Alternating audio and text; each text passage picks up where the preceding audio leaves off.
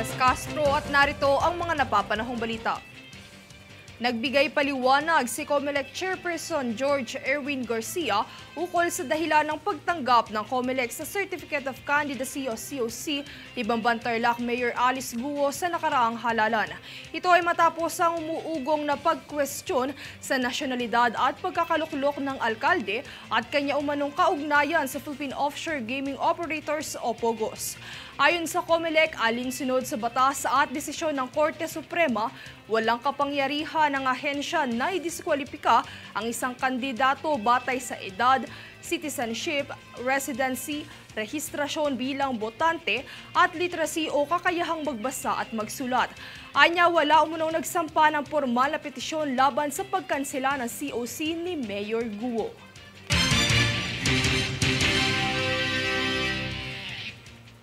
Isang babala mula sa Philippine National Police Anti-Cybercrime Group o PNP-ACG na mag-ingat sa panganib na dala ng pekeng shopping website. Ang buong impormasyon na ating alamin mula kay Danisa Lopez.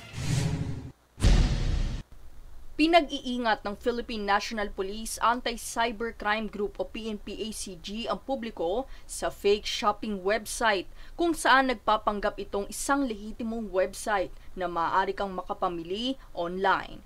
Ngunit ang modus sa likod nito ay ang pangunguha ng personal na impormasyon, kabilang na ang bank details, password at iba pa. Kung kaya't ibinahagi ng PNP-ACG ang ilang mga paraan para matukoy kung lehitimo ba ang isang website na pinagbibilhan o binibisita. Ayon sa PNP-ACG, kadalasang mababa ang kalidad ng mga larawan na nakapaskil sa mga peking website kung saan masyado ring mura para maging katotohanan ang nakalagay na presyo. Naglalaman din ito ng mga typo, maling grammar at limitadong contact details kung saan hindi rin beripikado ang mga social media account na nakasaad.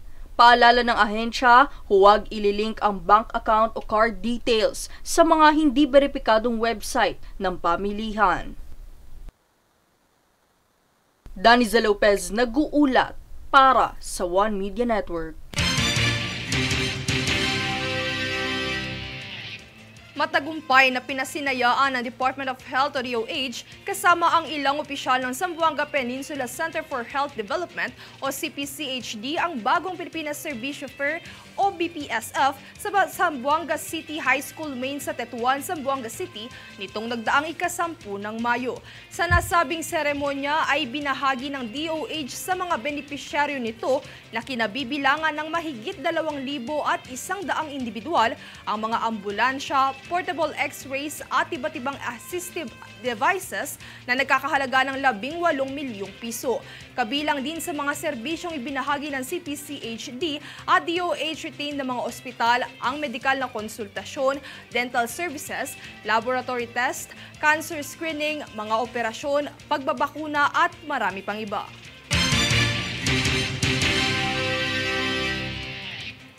Kami ang boses ng pagbabago. Ako si Princess Castro at ito ang News Force. Sa ulo ng mga balita, DOH at DILG isinagawa ang kauna-unahang cancer screening service para sa kababaihan. AFP, muling nanindigang walang basehan ang isinuwalat ng China na new model kaugnay ng issue sa West Philippine Sea. PBBM, negatibo sa cocaine test matapos isiwalat ng isang ospital sa pandinig sa Senado. SRA, tinitignan ang posibilidad na mag-import ng asukal, concentrated sugar tinatangkilik sa merkado. Toll barrier sa NLEX, planong tanggalin sa Nobyembre. Filipino cyclist, nag-uwi ng medalya sa 2024 Asian Mountain Bike Champs. Patas at pantay na balita, komprehensibong ulat para sa pulso ng masa. Ito ang News Force.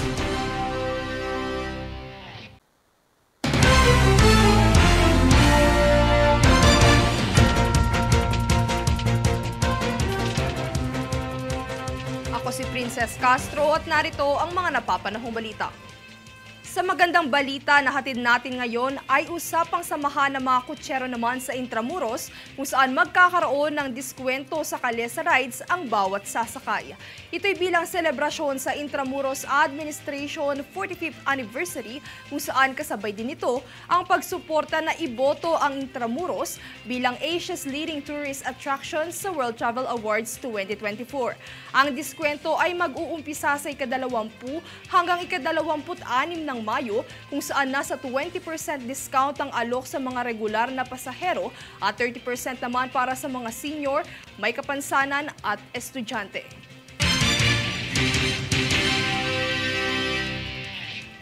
Bunsod ng pagtaas ng presyo ng refined sugar sa merkado na siyang isang dahilan sa pagtangkilik ng ilan sa concentrated o magic sugar, tinitingnan ngayon ng Sugar Regulatory Administration ang posibilidad na pag-angkat ng asukal sa bansa.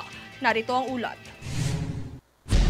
Bunsod ng pagkabahala na muling bumagsak sa 27,000 metric tons ang stocks ng refined sugar, gaya ng nangyari noong taong 2022, pinag-aaralan ngayon ng Sugar Regulatory Administration o SRA ang posibleng pag-angkat ng asukal upang maiwasan ang pagtaas ng presyo sa retail market. Sa nasabing taon, umabot sa 130 piso ang retail price ng asukal. Samantala, kaugnay din ng pagtaas ng presyo ay ang pagkabahala sa pagtangkilik ng ilan sa concentrated o magic sugar kung tawagin sa merkado. Sa ilang palengke, kapansin-pansin na nagiging kakumpetensya na ng mga nagtitinda ng asukal ang naturang artificial sugar dahil sa ito ay mas mura at malasa kahit kaunti lang ang ilagay sa inumin. Sa Commonwealth Market, nasa 35 pesos lang ang kada piraso nito. Bagamat mura, hindi hinihikayat ng SRA sa publiko ang chemical sweeteners dahil bukod sa banta ito sa bentahan ng lokal na asukal, ay masama rin ito sa kalusugan. Sa kabilang banda, ayon kay SRA Administrator Pablo Azcona, tagubili ni Pangulong Ferdinand Marcos Jr. na ang target na import volume ay kinakailangang nasa 185,000 metric tons hanggang 200,000 metric tons o katumbas ng halos 2 buwang buffer stock.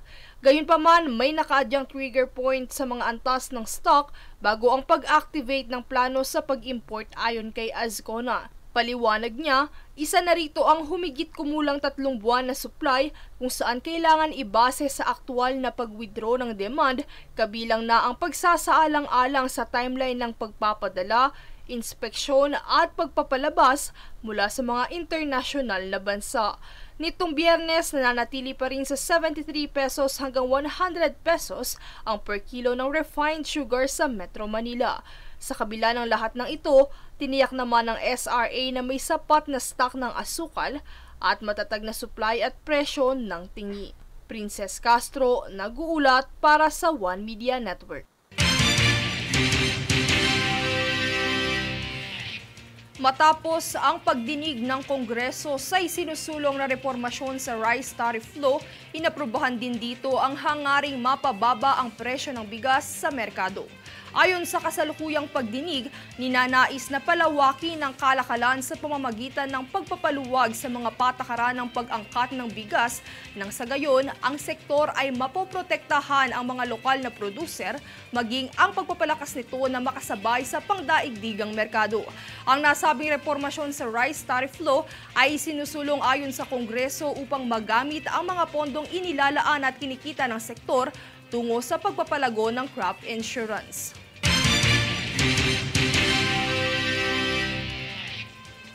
Kami ang boses ng pagbabago. Ako si Princess Castro at ito ang News Force. Sa ulo ng mga balita, DOH at DILG isinagawa ang kauna-unahang cancer screening service para sa kababaihan. AFP, muling nanindigang walang basehan ang isinuwalat ng China na new model kaugnay ng issue sa West Philippine Sea. PBBM, negatibo sa cocaine test matapos isiwalat ng isang ospital sa pandinig sa Senado. SRA, tinitignan ang posibilidad na mag-import ng asukal, concentrated sugar tinatangkilik sa merkado. Toll barrier sa NLEX, planong tanggalin sa Nobyembre. Filipino cyclist nag-uwi ng medalya sa 2024 Asian Mountain Bike Champs.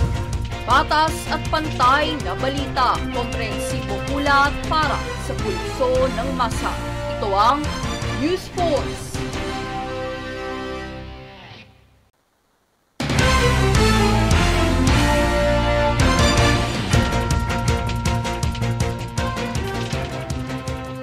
Ako si Princess Castro at narito ang mga napapanahong balita.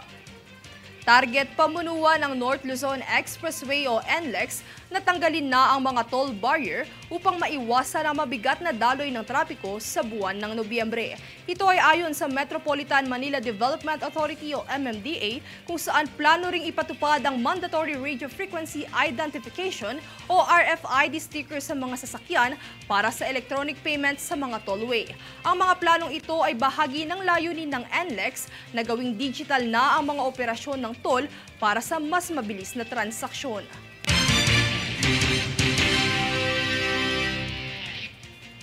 Bilang hangaring matugunan ang dental health ng mga Pilipino sa bansa, nangako si House Speaker Ferdinand Martin Romualdez sa kanyang hangaring isulong ang mga hakbang upang makapagbigay akses sa kalusugan ng mamamayan.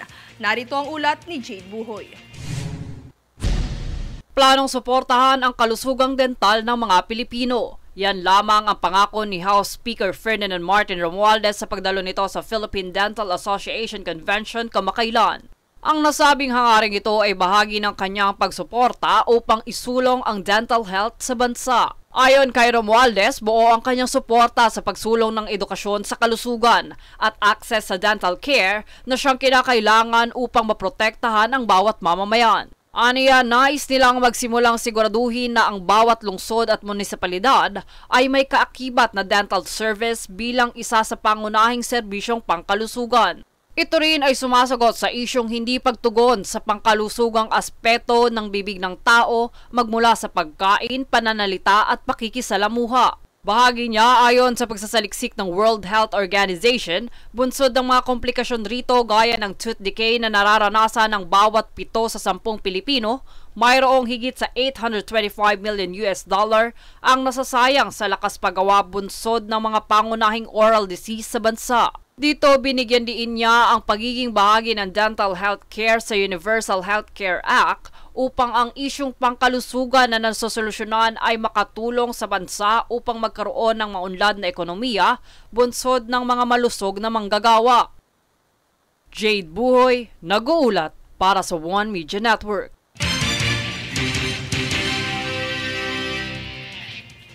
Sa larong pampalakasan, naipadyak ni Gart Gerlan at John Andre Aguja ang pilak at tansong medalya sa 2024 Asian Mountain Bike Championships na ginanap sa Putrajaya, Malaysia.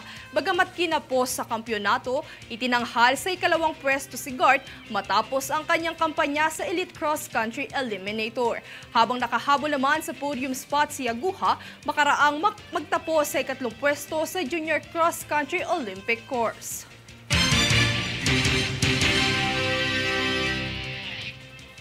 Kami ang boses ng pagbabago. Ako si Princess Castro at ito ang News Force. Sa ulo ng mga balita, DOH at DILG isinagawa ang kauna-unahang cancer screening service para sa kababaihan. AFP, muling nanindigang walang basehan ang isinuwalat ng China na new model kaugnay ng issue sa West Philippine Sea. PBBM, negatibo sa cocaine test matapos isiwalat ng isang ospital sa pandinig sa Senado. SRA, tinitignan ang posibilidad na mag-import ng asukal, concentrated sugar tinatangkilik sa merkado. Toll barrier sa NLEX, planong tanggalin sa Nobyembre. Filipino cyclist, nag-uwi ng medalya sa 2024 Asian Mountain Bike Champs. Patas at pantay na balita, komprehensibong ulat para sa pulso ng masa. Ito ang News Force.